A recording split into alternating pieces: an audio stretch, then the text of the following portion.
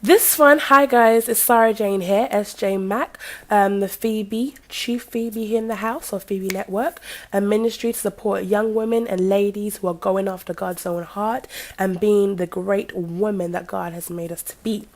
That's what I'm about. And today's subject, big shout out to Daniel, is self-respect. Self-respect, respecting and valuing yourself. You yourself saying, I am lovely, and treating yourself lovely. The problem that I have is that we're surrounded with girls who profess to be women of God, yet oh gosh, went slightly American there, women of God, but they don't respect themselves. We're shrouded in a world that doesn't respect itself, that's been given over to its reprobate mind and is living the depravity of their own kind of carnality and sin. Disgustingness. But as Christians, as people called out of darkness into a marvelous light, as young women who have been crowned with glory, just as alone the angels, set to sit on a spiritual throne, have all influence and wealth at their fingertips, have access to grace, God's power, God's resources, strength, have access to influence, have access to subdue the world, basically. And if we as young women are restored to our rightful position as God's handmaidens, we have to respect ourselves. God so valued us that he sent his son to die for us. He sent his son not while we were yet friends, but not when we knew him, but when we were enemies. God loved us so much that he put on some ugly flesh and he wrapped himself up in the very problem that he's trying to solve, and he just so he could save us, and he laid down his life for us. We are special people of God. We are chosen. We're a holy nation, a royal priesthood. We're peculiar people. We are separate, God. We are the chosen of God. We are the blessed of God. We are the love of God in this earth. And God loves us. And I believe if you truly believe what I just said, if you truly grasp that and had that belief in your heart, belief in your spirit, that it was in your mind, then it comes out. It's evident in the way that you live. It's evident that you respect yourself in the way that you talk. It is evident that you respect yourself in the way that you look. It's evidence that you respect yourself in the way that you conduct yourself, your behavior.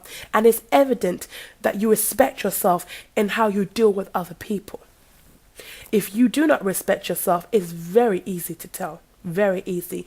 I don't have to judge anyone or read too deeply. I just have to look at what you wear and say, you don't respect yourself.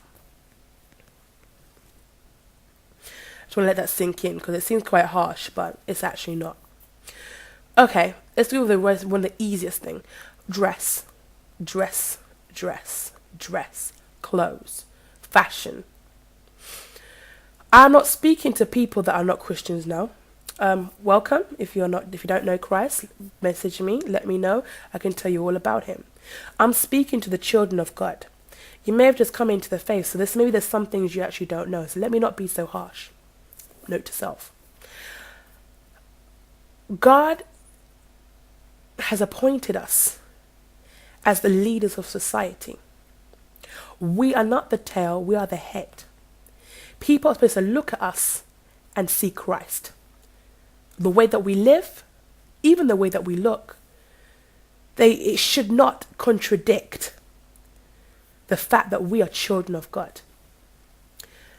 Let me tell you how it can become a stumbling block. The clothes that you put on your back can be a stumbling block to somebody else.